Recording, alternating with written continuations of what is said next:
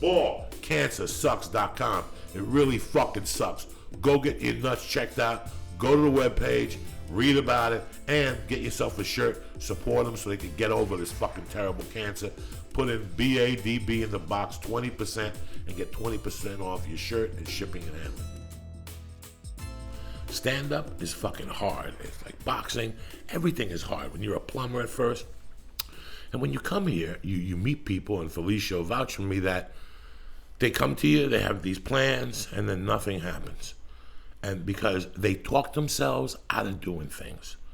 Like yesterday, she says to me, what about that? I said, I just came from putting an audition on tape. And she goes, well, what'd you do for lighting?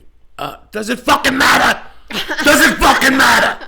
You know, and that's what kills me about people, especially being here for 13 years. You talk to people, and everybody's got a different mind fuck, and they get caught up on the littlest things. But if they shot what's in front of them, if they worried about what was in front of them, it would be a lot fucking easier. Your life would be a lot fucking easier. So that's the other thing, like she was saying to me. So what did you use for lighting? 2 light bulbs? Yeah. What they've been using for 30,000 fucking years. Well, the tape is beautiful. It's an audition. I've booked 1,000 movies to send them my own auditions because a lot of times they don't want to see a guy like me. So I just make a tape at home and send it in because when you have nothing to lose, you have nothing to lose. Yeah, and they don't know what they want. And they don't know what the fuck they want. So if you're going to be there mind fucking yourself on what they're going to want or what, it's like stand-up comedy in a way. You know, when you get here, you have this act, and it got you to L.A. It obviously got you to L.A. You won a contest, somebody saw you, a headliner saw you and said, you're pretty good. You come to L.A., and then somebody comes up to you and goes, listen, you got to change your whole style. Because when I'm an agent and I come to see you, I want to know the show that we're pitching. So now I got to cater my act to these fucking people. Because it's like having a boxing style that's unorthodox, but I knock you the fuck out. If it takes 9 rounds and it's boring, I do my job. But the people in the audience aren't going to like it because it's a boring style, like Bernard Hopkins had for a long time, the last couple of years. He's older, so he covers himself up and he don't take a lot of chances. You know, people are always going to say something about what you do. But if you deviate from that path, you'll fuck up. Like if you try to do stand-up to appease, and you know this, Felicia, oh my God, you're the queen of it. If you try to get your act, no, because you're a female that's doing R-rated comedy. And you've always been, it's in your heart. I know, and it's in your heart. So when you first got here, what people didn't say to you? No, people said all the time. All the fucking time. Don't do that. And you're like, you know what? Eat my fucking pussy. Stop that. I'm the one that's fighting up there by myself. I'm the one that's up there fucking. Lights on. You know, when I did the Raging Bull 2, there's a line in the movie where the kid turns around to the Lamade. They're kids. He kills somebody on the street, and he says to him, "Oh my God, that kid looks big." And he goes, "What are you worried about? I'm the one that's gonna be in there getting my fucking face punched in." That's the truth. What the fuck are you worried about? Shit that has nothing to do with you. And that was, it's so weird when you talk to people that, this is what I call it, they talk themselves out of doing something from fear. You cannot talk yourself out of doing something from fear, because before you move forward, it's you that has to be comfortable. So if you're not doing it over fear, it just sucks. You're living your life in this fucking, just go That's for it. what boxing is. Fear. It's controlling your fear. You're controlling your it's fear. It's like Tyson. He could control it. Then when he got out in there with Douglas, he couldn't control his fear, and it took over, and he ended up getting knocked out, man. Fear is what pushes. I mean, for my comedy, we've discussed this before, Felicia. At 7 o'clock, your pussy hurts. You gotta pee. You don't feel like that. You know, the show's at 8. You know, we could be doing it 20 years. I'm telling you, I've been doing it 20 years. True. And still, you know, at 4 o'clock, the insides of you. I'm going to bomb. I have no material. You know, I don't have nothing to wear. You know, I don't feel like going down there. They're not going to pay. It's 10 minutes away. Until you get to that stage. And once your foot touches that stage, all that shit goes away. It was just your self-doubts coming up. Yeah. But your self-doubts are going to come up for everything. Yeah. You know? But that's just like before a fight. Some guys are nervous. Some guys sleep before a fight. Whatever gets you in the mood, the groove to make it work, you go through that every time you fight.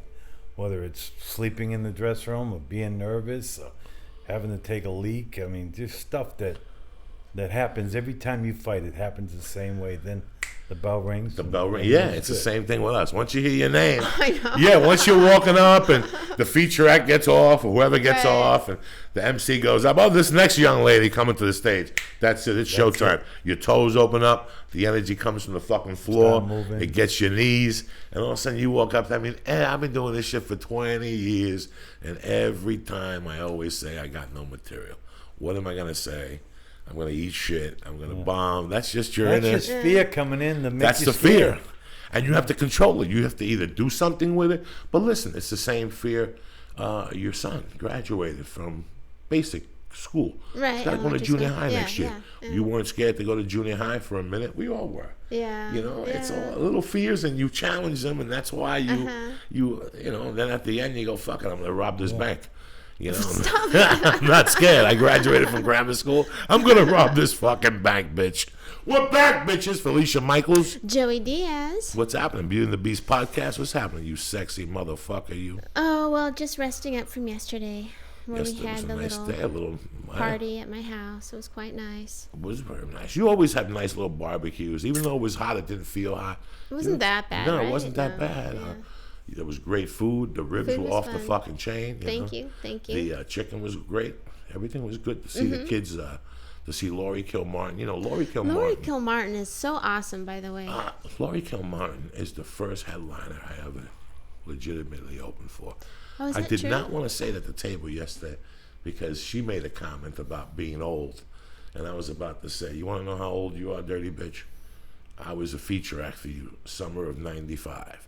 She was the reason why I didn't go back to Colorado. I was headed back to Colorado to do my sports betting service and to be a dad and to do all that nonsense I was playing. And in July, they came to me and they go, you want a feature week with Laurie Kilmartin? Like the Labor Day weekend. And I said, yeah.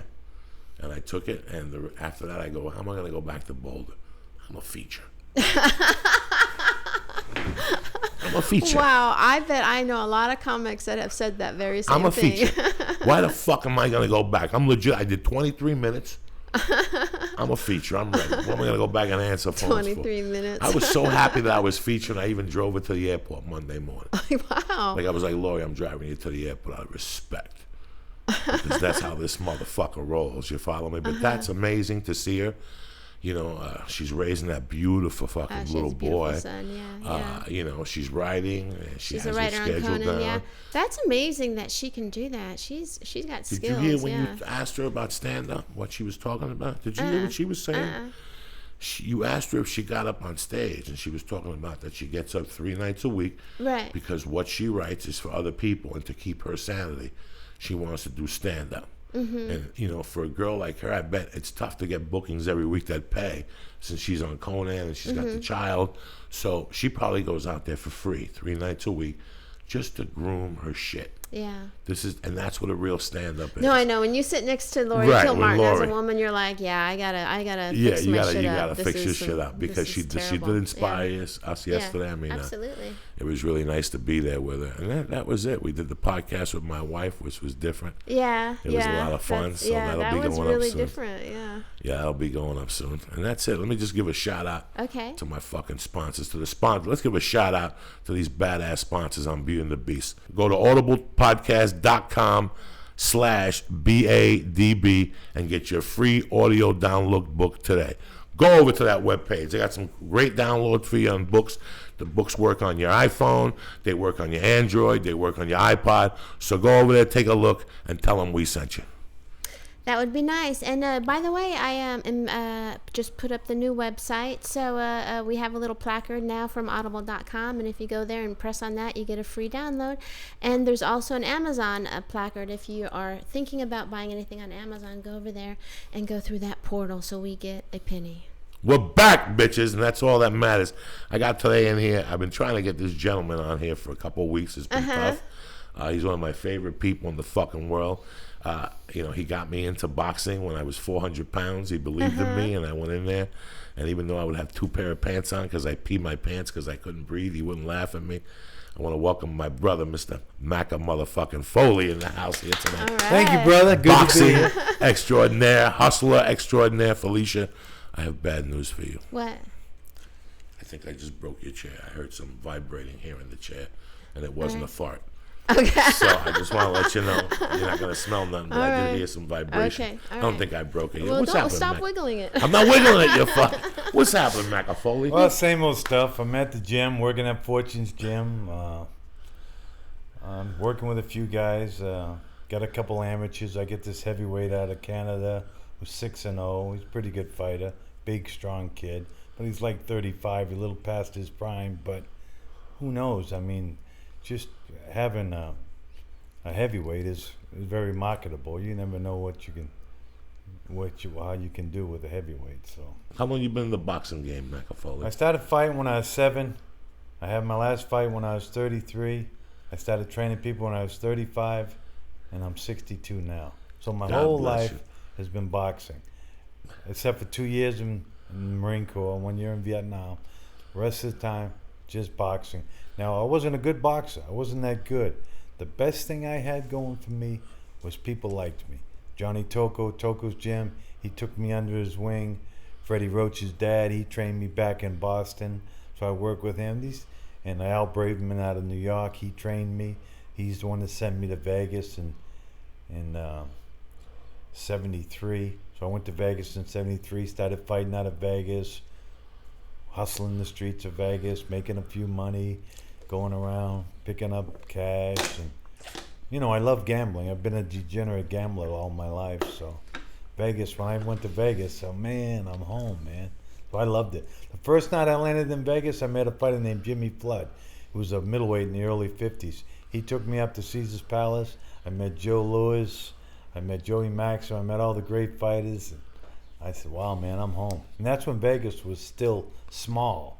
Now it's, you know, leisure suits and all this stuff. You know, now it's nothing like it used to be. What year were you in Vegas? What year did you tap down in Vegas? 73 to 83. Then I moved out to LA. And the boys were still in Vegas in 72. Still in Vegas. In a big way.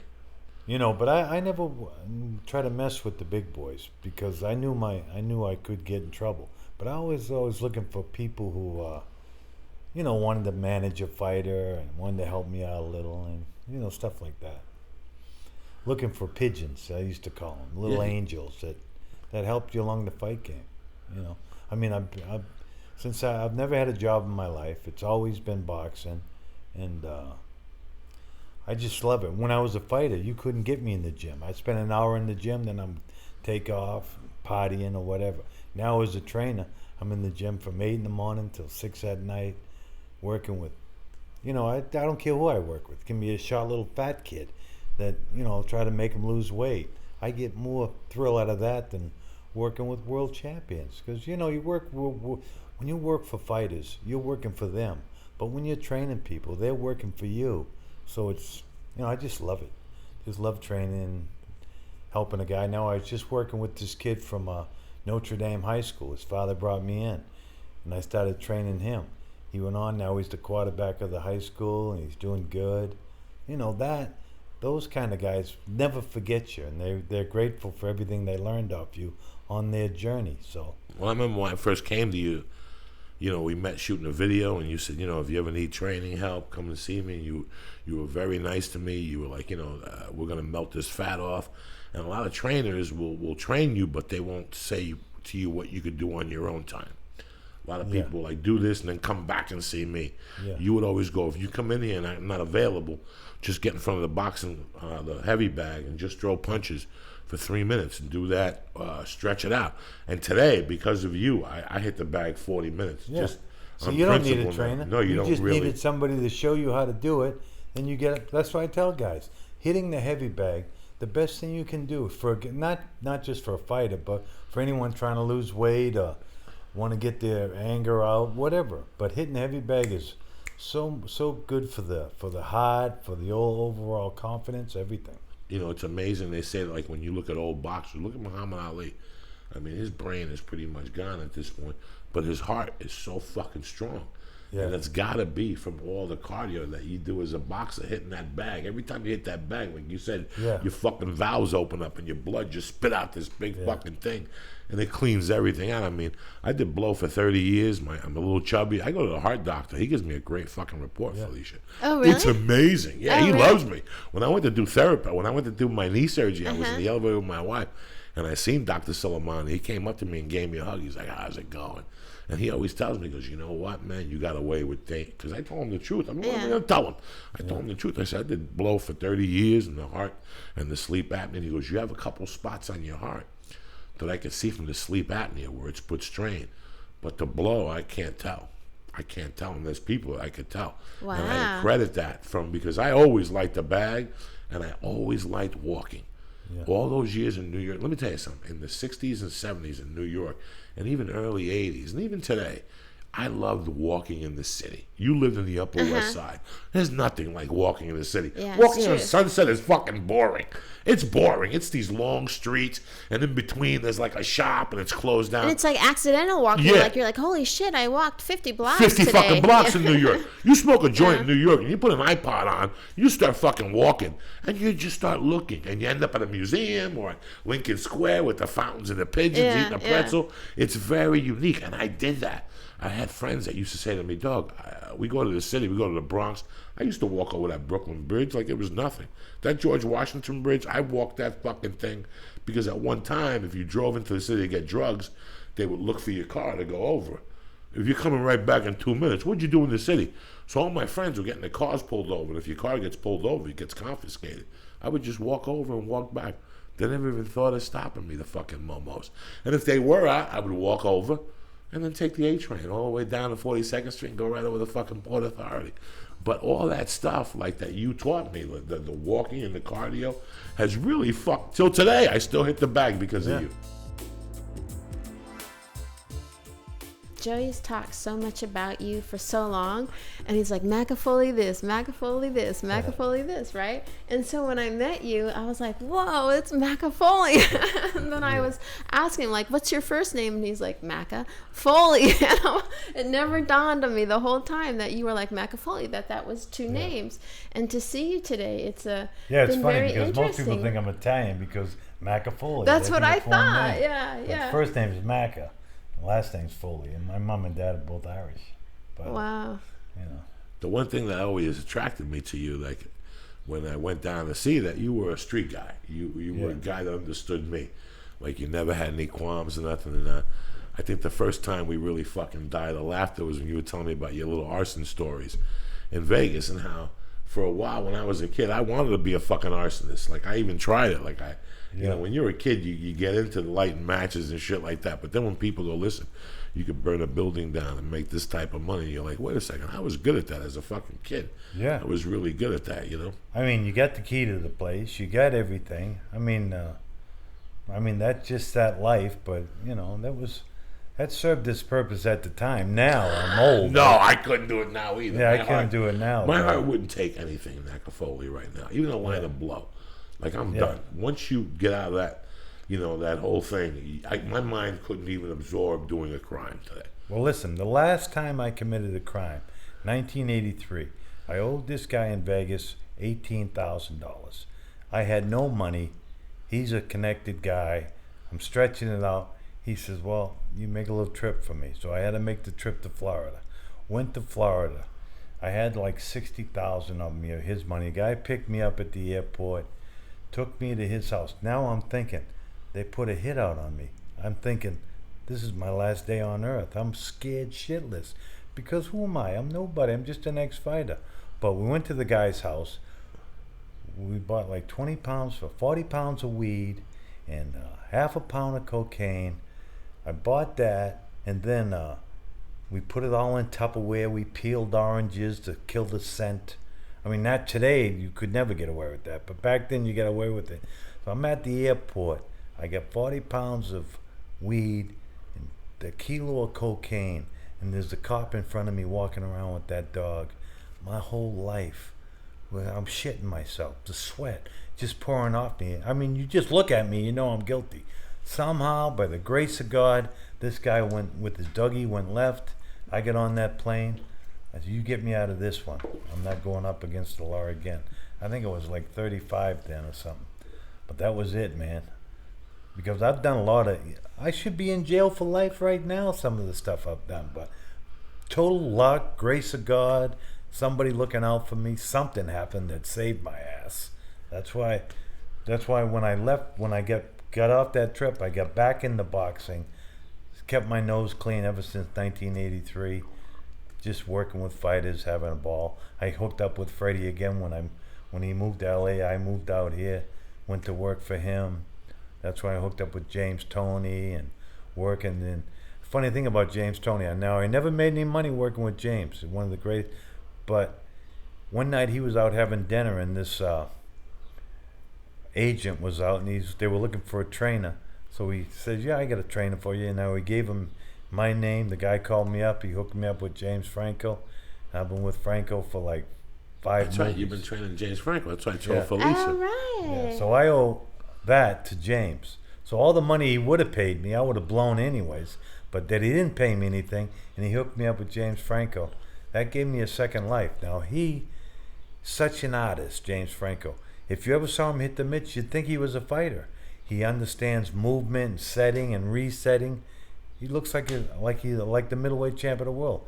But it's all an art form with him. It's all about setting, resetting, breathing, imitating a fighter, looking like a fighter.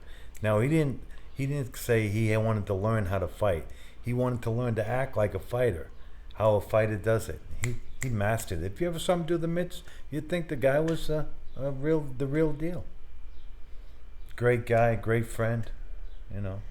That's what I love, to get those relationships that you can keep forever. A fighter and a trainer, they get a little window, then they leave. But if you work with a football player or an actor, I get guys that are firemen and that are cops that I worked with them for 2 summers in a row, and they were in high school and they were having trouble with gangs or whatever, or not making the right move. That boxing discipline gave them enough discipline to understand, hey man, I got to get through high school to go to the next level. And you know, guys become firemen, cops, and they love you for life, man. The fighting game is so tough. It's so hard to find talent, real talent, that you know, you could be in the fight game all your life and never have a fight, never have a champion. You know, that's why a lot of trainers are bitter. They've been in the game all their life and they hear about Teddy Atlas or Freddie Roach. They get a little jealous, you know. But me, I'm just happy to be here, man. What is the highest moment you ever had in the fight business, whether you were a trainer or a fighter? My biggest night as a trainer was when James Toney knocked out Evander Holyfield in the 8th round. That was the greatest night, because Evander, one of the greatest fighters that ever lived, James knocked him out. But the day of the fights we did mid-work, he was so confident. He could have beat anybody that night. Just felt like fighting. And went in there, put a great show on. And don't forget, James is really a middleweight. And this was a heavyweight fight. So that was the biggest thrill, seeing him knock Evander out. Because not too many people have knocked Evander Holyfield out. That was my greatest night as a trainer. My greatest night as a fighter, I don't know. I had a couple good nights, but my biggest payday was $10,000. People say, well, I'm going to tell you. Ask me what my biggest payday was. What's your biggest payday? $10,000. You say, what fight was that? What fight was that? That wasn't a fight. I burned down a bowling alley and made $10,000. So, you know, that's my biggest payday. What was your biggest fight moment, if I got to ask you? Yeah, well, I fought a 10-rounder in Connecticut, and I won that. When Ali fought Frazier in Manila, the throw in Manila, I fought a 10-rounder at the Nassau Coliseum. Fought a guy named Bobby Cassidy, #1 light heavyweight in the world. Now, I went the distance with him, and by me going the distance with him, my stock went up. I stunk the house out, really, but I went the distance, and then my career got prolonged a little longer. Just by going the distance with the #1 guy in the world, my stock went up too. So that got me some other paydays, some other big fights. But how many fights did you have altogether? 68 pro fights. I won 42. Let's see if I can do the math. I won 42. I lost 22, and I had 2 draws. As an amateur, I had 78 fights. 78? Amateur fights. So you had 78 fights and then 60 as a 68 pros. So 140 fucking fights altogether. Yeah, roughly. But it's funny because I was a pretty stupid kid. I wasn't that smart. But boxing, my mom and dad were so happy that I was involved with boxing, they didn't care about anything else. I was making, like, when I was 12 years old, 13 years old, I was making $15 a week fighting. They had these amateur fights, pro-am shows, and you could be on the show and you make $15. Well, $15 is a 12-year-old kid, 14-year-old kid, that's big money. And my mom, who was the sole supporter of the family, she only made like $45 a week. So when I would make 15, that would help out, and she wouldn't have to give me, it would be nice. It was How old were you? I started fighting amateur when I was like 10, 12, but I guess I was about 14 then. Holy Wow. shit. I love boxing, man. And where are you from? I'm originally from Portland, Maine.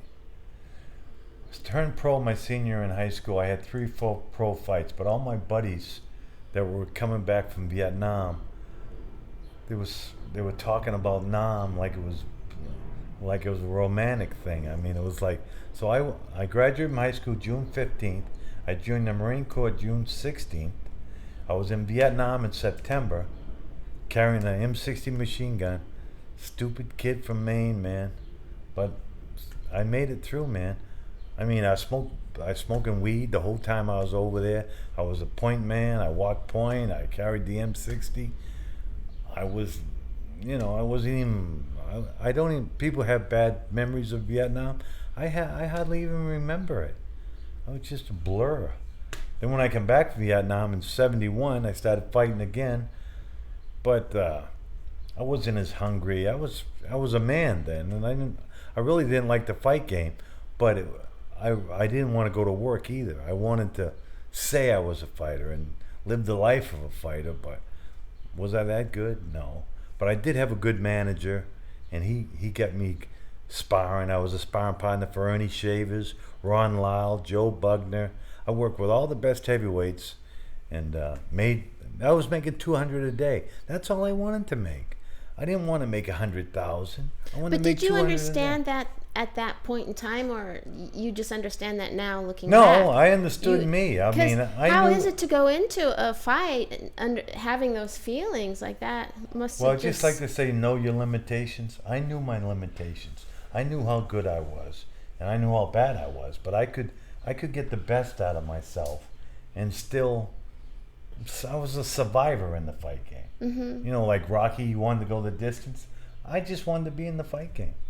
That's all. But I wanted to be, in that You were world. content with, you told me something in the car. You said at one time you were picking up $100 a day, 20 for weed, 20 for a nice steak. Yeah. Few You didn't drinks, need and 20 you're for a good. steak. You get a steak dinner in Vegas back then for $3. $2. Yeah, and it's funny how at one time I used to judge my life like that. Way before stand-up, I would say, you know what, if I can go on the daytime with no job, like I would get a job and I'm like, I'm digging a trench for $8 an hour. That's $64 for the fucking day, and I gotta work. I go out in the street and make 100. Yeah, sell you a can fucking hustle. ounce of weed, a gram of blow. So I go, if I can make 100 a day, I'm fucking good. And you think like 100 a day cash ain't fucking bad. What do you need? A 20 a weed, a steak. Listen, the guy would go to a guy's house, his apartment. He'd give me 10,000 in 20s. I would go to the table. I would buy in for 100, cash it up. Then I would go to a slot girl and just cash in the things and then cash in the chips in to turn into hundreds. So get the laundry, the 20s, to get the hundreds.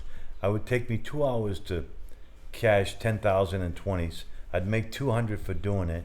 I mean, 200 a day for a kid in Vegas. That was all I wanted. I didn't want to fight and make 200,000. I just wanted to be the sparring partner and make a couple $100 sparring. You were content. Yeah, And and I knew that any kind of serious money, if I ever had serious money, I could really get myself in trouble. You I were knew scared that. of serious money. Yeah. So yeah, I was the I same mean, way. Yeah. I had a couple 100,000 once in my safety deposit. It wasn't all my money, but it didn't take me long to blow it. even though it wasn't your Yeah, money. and then I had to pay back. What I was doing was I was out here, and I had a guy in Boston. We were trying to middle the lines. Like the point spread is 4 in Boston. 4 in Boston, right. And It's 2.5 7 out here. here. So you want to You get it bet right in on the both middle. sides. You try to catch the middle. You know, I was doing that. And I had all these ways of making money. And just if I could Explain make... to the people at home catching a bet on the middle. A lot of people don't know that. Yeah, so you get... Let's say you have the Let's say you have the Heat against whoever they just played. Boston or whatever. Whoever the yeah. fuck they Charlotte. Yeah. All right, and the Heat's giving 4 in Miami, and in Charlotte they're getting 2.5 or something. Well, Charlotte's the Well, the Heat is favored more in Miami. in Miami, absolutely, than it is in than Charlotte. What it would be in Charlotte. Yeah. And out here they would be even favored less. Yeah. It would be like 2 point less across the country. Right, right. And every area of the country, the spread is a little different because of the fan base or whatever.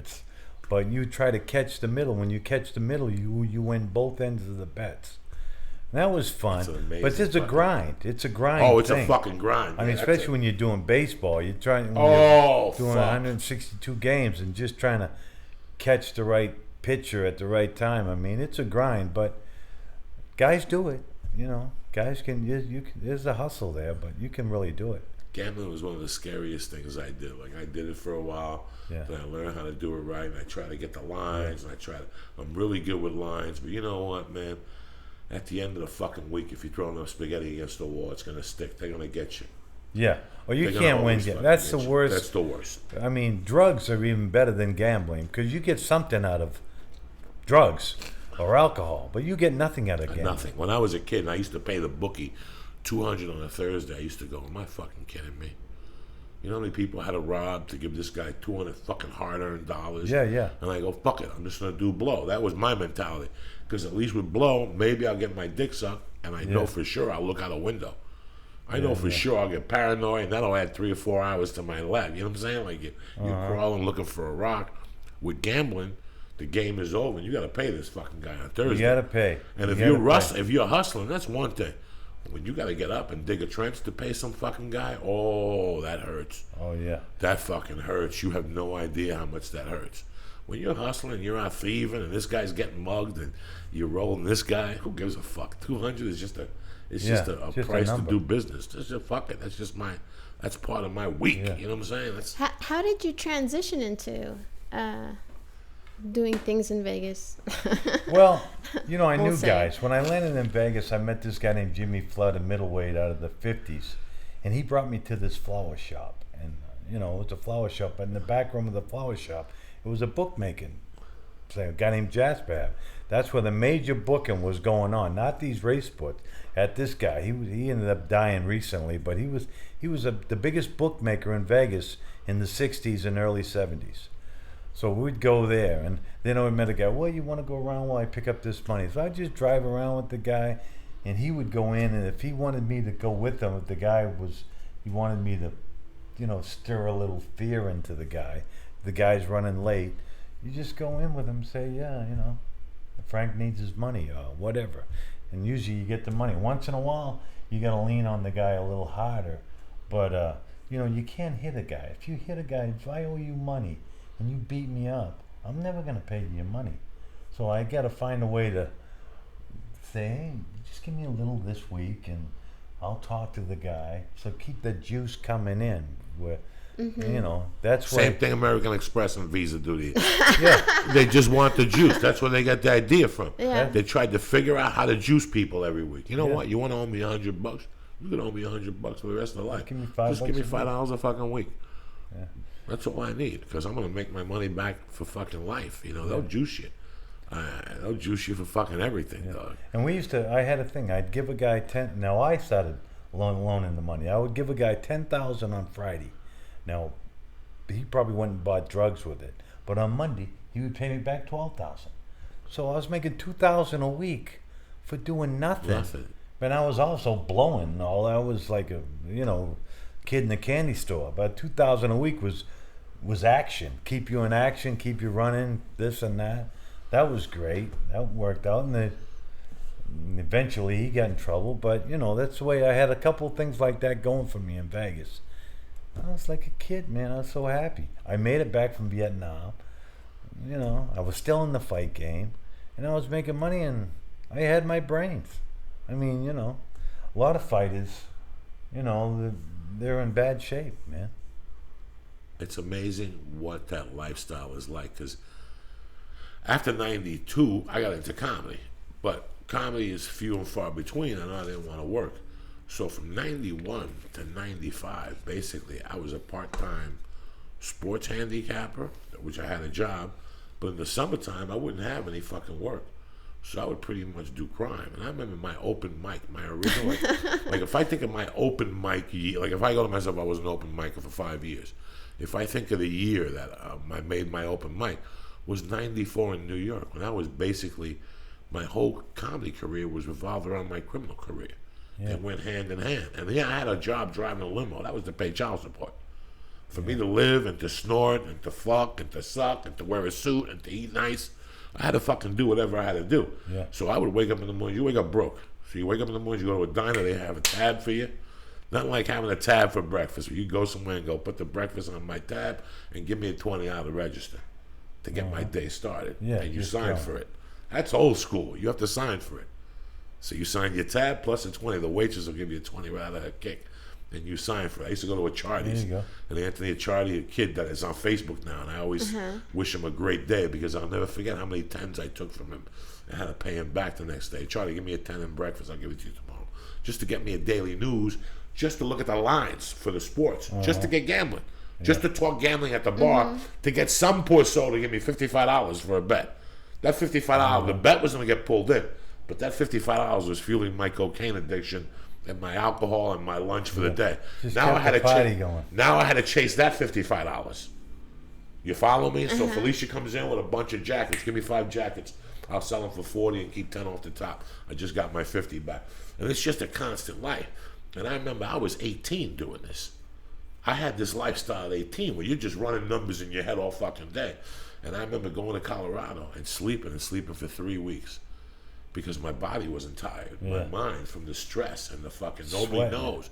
But in 94, I would do comedy, and I was surrounded my comedy with thievery and going and buying blow. That's how I financed. I was at the boxing gym on 42nd Street, and I would hang clothes in there. I would take showers, and I'd go do a couple sit-ups and hit the bag. But I used it as a central point, so I could go out at night and do comedy and leave clothes there. But I was basically a fucking criminal. And I sit today and think about that time when you're trying to box, you're trying to be in the game, you got 1 foot in the game and 1 in comedy.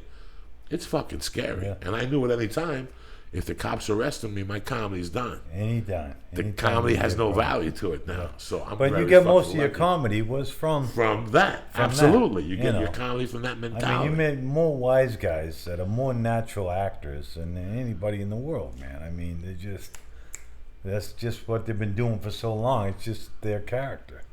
I mean, you see a lot of characters around gyms and around racetracks that are always, kind of funny characters. And you see what their strengths are.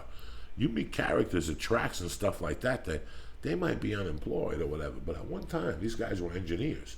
Yeah. And now they're using their mind into tricking. They're engineers. These are people with families that were decent people, that were tax people. Now they're letting their degenerate gambling take over, which is an addiction, and then you become what we were doing at one time, which is hustling with a kid. It's very weird to see the different, like, just because you go to the track doesn't mean you're a gambler. You go out there and make a living without being a gambler. Because if Felicia Michaels hits a horse for $12,000, her husband finds out she hit that horse for $12,000. But if she brings Joey with you, Joey will do the paperwork for you, and all you got to do is give me $1,000 off the top. Okay. And it goes into my taxes, and I'll do that all fucking day. I don't have a job, but I'll make $80,000 a year in winnings at the track. Yeah. But nobody will know about Felicia's $12,000. There's 1,000 people that do that. Hey, I just won $1,100. My ex-wife can't find out. Do the fucking paperwork, motherfucker. Yeah. And we do the paperwork, and I just made $1,100 for the day because I'm charging you 5 or 10% for your fucking winnings. When you live that lifestyle, you put so much time into the grind that you actually went to work. You would make the same amount of money absolutely with less headache and less tension, because when you owe the guy money, there's fear and there's a lot of stuff involved. But if you just went and had a job and got a job, life would be easier. But that world, something about it, it's you get in it and you think you're in something, but you're really not in it. Makes your fucking heart beat to go home Yeah. and have to climb in through your back window. Because there's a car in front of the house. It could be a cop. It could be a bookie. It could be 2 drug dealers you owe money to. It could be an ex. It could be somebody you robbed. So you got to sneak Could into be your house. anybody. You can't turn the light off. If you do Yeah. coke, you have to be paranoid quietly. Or you owe the guy. Oh my God, that's a horrible lifestyle. Who's gonna knock on the door? People just go, fuck it, he owes money. I'll knock on his door at 5 in the fucking morning. Here you are with a girl that doesn't know about your lifestyle. And 2 gorillas knock on your fucking door at 5 in the morning. So the last crime that you did, I'm going to shift this because I'm very curious about it. Was that the most scared you were? Because you said you quit after that. Yeah. Then when I was on that line at the airport, I had 2 big. It was like spring break. All these kids and chicks running around with cutoffs, and nobody even had a suitcase. I looked like Nanook of the North. I had 2 massive suitcases. The cop was walking around, and here's what happened. I was in line, and I saw it, and this was Fort Lauderdale. I was so scared, I went to a cab, and I took the cab to Miami, to the Miami airport. Then I'm in line at the Miami airport, and there's a black guy that, what do they call them? The guys that take your luggage The and carrots, stuff. the Yeah. luggage. the So I'm luggage in line, carrots. and I'm ready to check in with him, and this black guy, he's no fool. I hand him the ticket. He looks down at the suitcases and looks at me. I just knew he could smell something funny. Then I went up to the gate 16. I went to gate 18, and I was watching them put the luggage on gate 16, and I saw those 2 big pieces of luggage. Then I went back, and I went on the plane. But that was scary. It was scary stuff. But when you're young, you're not as scared. I mean, you just want to be in action. Now, I don't even run a red light. I mean, I don't even want to go up against the law. I mean, you can't win anyways. But how I won all those years, how I went with not doing time is a miracle, because it's just pure luck. One incident, I was in Boston, and there was this FBI guy, and his brother had he called me, he said, come on over to the house. I went over his house. He hands me a .38 pistol. He said, I want you to kill these guys. No, I said, hey, Billy, I'm not going to do that. He said, well, just rough them up. He gave me it back. Had 4 guys beat up his brother. His brother was a loudmouth drunk, but he was his brother. So I went and kicked the shit out of these 5 guys. I mean, gave them all beatings. And from that night forward, I had a connection with the FBI. So anytime I get in trouble with the police, or there was a little trouble, I would always say, hey, Billy, this guy, let me make a call. And he saved my ass for 2 or 3 years. And I was doing some pretty shady stuff. And then he called me, and he said, Mac, you got to get out of town. So I left town. That's when I went from Boston to Vegas. Just pure luck. The grace of God is the only thing that saved me. Because I'm not a smart guy. I'm not a very intelligent guy. But I was just lucky.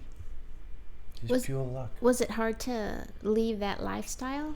No. I was happy to leave it, man, because... Did you just do it cold turkey and then that was it? Yeah. Well, I owed money. I had to get out of Vegas.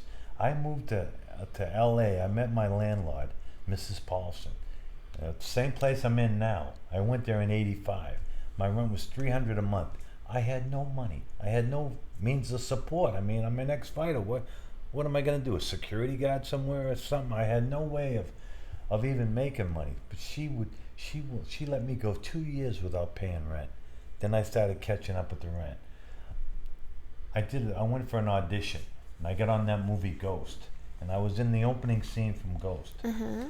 So I'm waiting for the first residual. Now it was June. There was a big movie. It came out in June.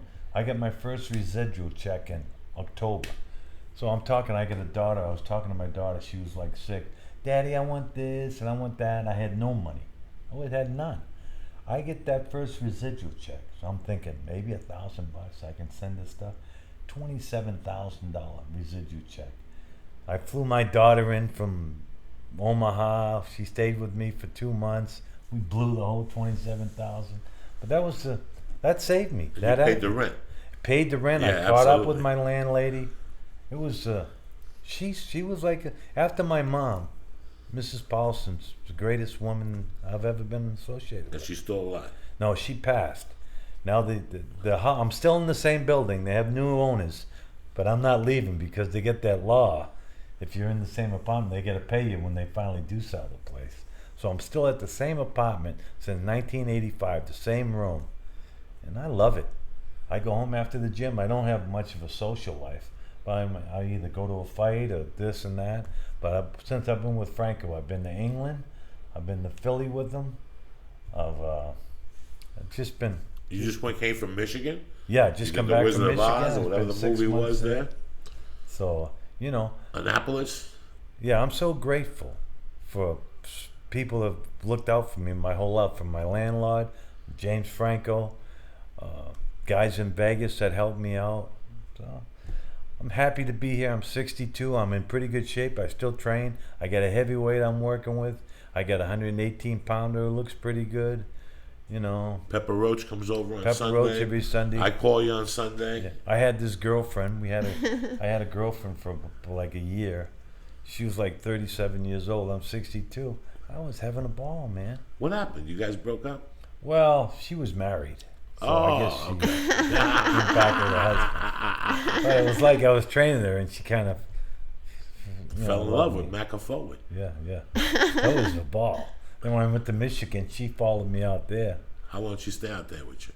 A couple months. And she's still married? Yeah, still there. That's amazing. But I don't want to mention any names. I hope I don't. How did you get trouble. into acting? How did that happen? Well, let's see. How did that happen? Well, I started training down Freddie Roach's gym, and there's somebody come in for an audition. And then I went for that audition. I got the part, and I said, "Wow, this is the easiest thing in the world." Well, acting is easy because I've been acting all my life, acting like a fighter, acting like a tough guy. Acting's easy, but getting the job, that's the hard part. That's the thing people struggle with. But, I love acting too, but it's just getting the job is so tough. I mean, Yeah. But when I was with James Franco, this last movie, he put me on tape, and I told him all my stories. Well, hey, maybe there'll be a Macca Foley story one of these days. You're an interesting guy, Macca Foley, and I've always liked you. Thanks, I Joey. met you. I always talk about you. I always check up on you. You're one of the rare fucking breeds of people that I really like out here. Yeah. I feel comfortable knowing you and the Australian are around. Yeah. I Well, you're an always East do. Coast guy, Joey, and you're a stand-up guy. Joey's one of these guys. If he don't answer the phone, don't leave a message. Oh, I You don't know. wanna talk to him. Believe me, He's don't one of I these know guys, it? Don't talk on the phone. Don't talk on when the he phone. does talk on the phone, it's never more than 30 seconds. This and Don't that. put him on a Facebook email. He will not like that. Oh, you hear about that? Oh, because you got 140 people. That's not right, Felicia. You want to email me direct and go, hey, bro, I got this thing. But you're going to put me on a thread with 140 people. That's why. And every time they answer, I get an email. So I go home expecting business, and I got 16 threads of people talking stupidity. They got nothing to do with me, really. Don't put me on a thread. Your buddy put me on a thread about a year ago, talking to the girl from Seattle, the girl, your buddy. Right. I had to get all, I hate threads. Just don't put me on a stupid fucking thread. I'm a man. Talk to me direct, and we'll be fucking fine. There you go. There's just so many things you can Just keep it simple. there's no reason to fucking talk all that much.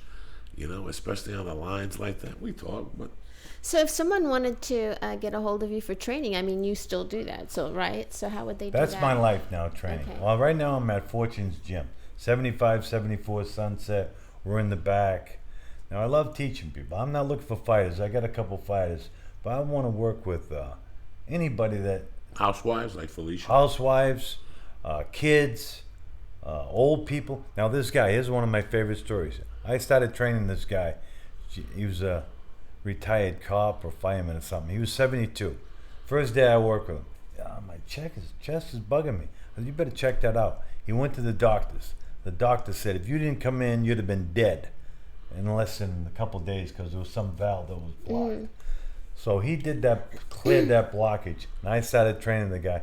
I still train the guy to this day. He's 97 years old. He still goes like 6 rounds every Sunday.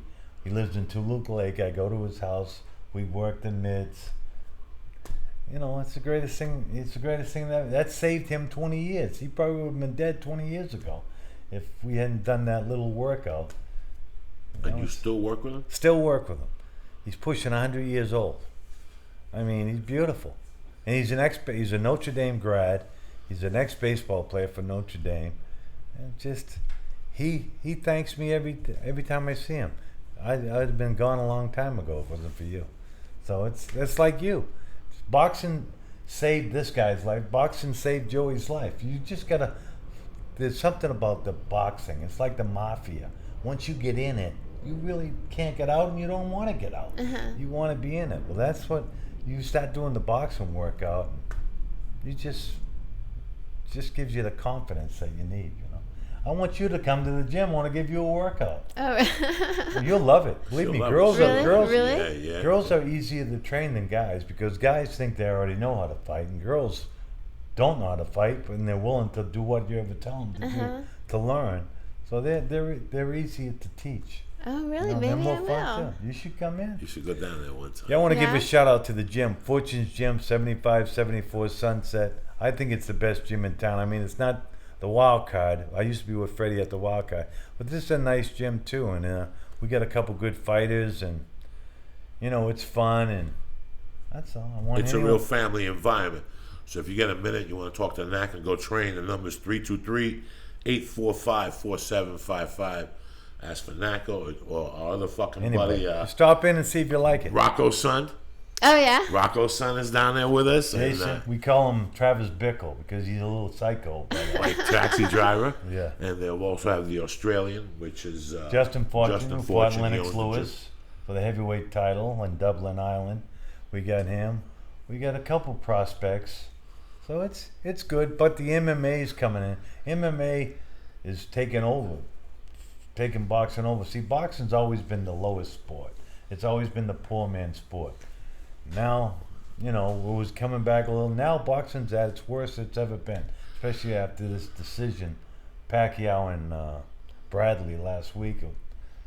You know, that set boxing back too. So Does it bum you out when you see stuff like that? no, I'm not surprised at all when I see it. Yeah. That's just the way boxing is. People think, do you think the fight was fixed? No, I just think it was Pacquiao's turn. The boxing gods said, hey, we're going to screw you this time. And they screwed him, Yeah. you know. But he's won a couple fights that were real close too. Maybe he shouldn't have got the decision there. That's just the way the boxing works. I mean, you win some, you lose some. Now, can you watch the UFC or MMA? Do you enjoy that? Yeah, I enjoy it, especially if I know the guy, but it's pretty violent sport. And the thing about MMA, nobody's really died yet. Once somebody gets killed in that sport, they'll start making rules, and it won't be as fanatical as it is, because it's pretty exciting, man, to see people get knocked out like that. In boxing, guy gets knocked down, he's a little staggered, they stop the fight. These guys are completely unconscious when they usually lose. The guy's on the ground, he getting punched in the mouth, and you know, by the time the referee steps in, he's asleep, he's unconscious.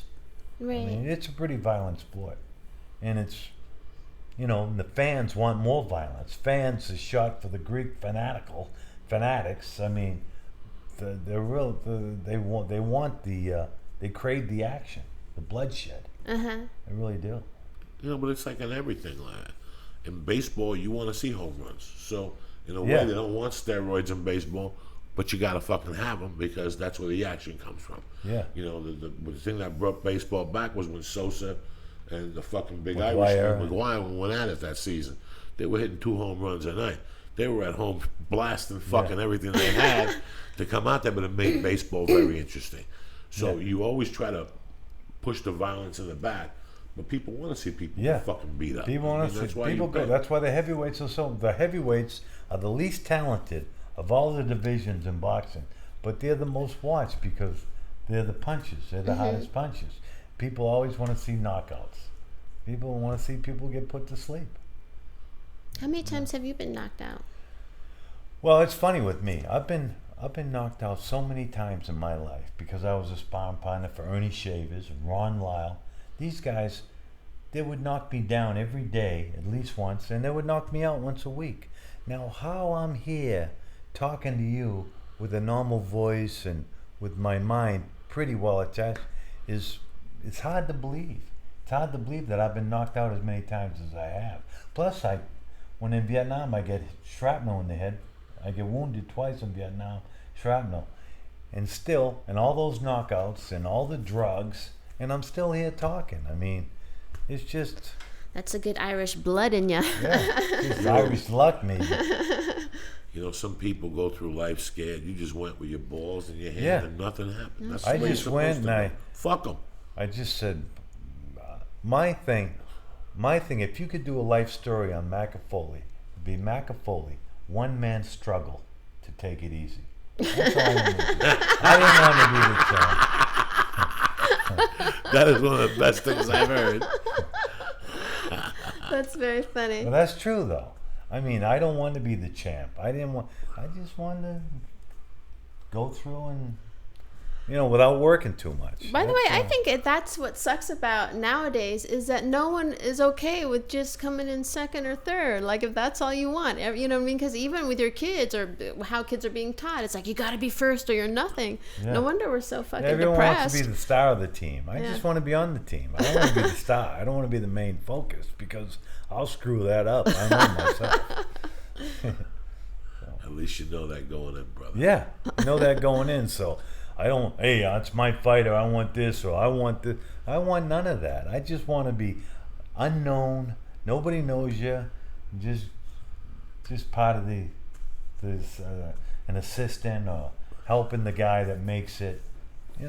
That's what I want. That's funny because, you want to do stand-up, and I don't mind working on a TV show, but I would hate for people to fucking torment you. Like, you're high half the time.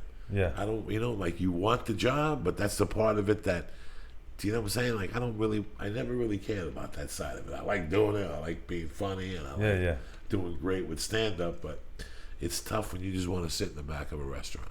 You know what I'm saying? Like, I don't want to sit in the front. That's never been for me. I never wanted a convertible. That's never been for me. As long as you know it going in, and that's the most important thing about life. Knowing something before you go in, you're like, this is what I need to know. A lot of people know it and they don't want to know it. Yeah. You know what I'm saying? Like, you knew this going in. Okay. But did it ever strike you, like, I keep thinking about how you said you met that guy in the back of a flower shop. When you were walking through that flower shop knowing that you're probably going to meet, someone pretty heavy, like, did it strike you like, this is fucking just weird? No, this was opportunities for guys like me.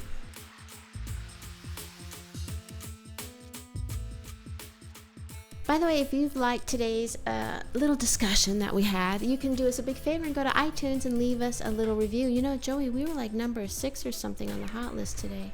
Really? I saw, yeah. I don't mean that braggy. I mean that as it makes me feel happy because then maybe other people will stumble across the podcast, Well, thank you very much for making us number 6. Hey, Felicia, next week, let the people know. Next Wednesday, we're at Cobb's, July 11th, and then the 12th to the 15th, we're at the Sacramento Punchline.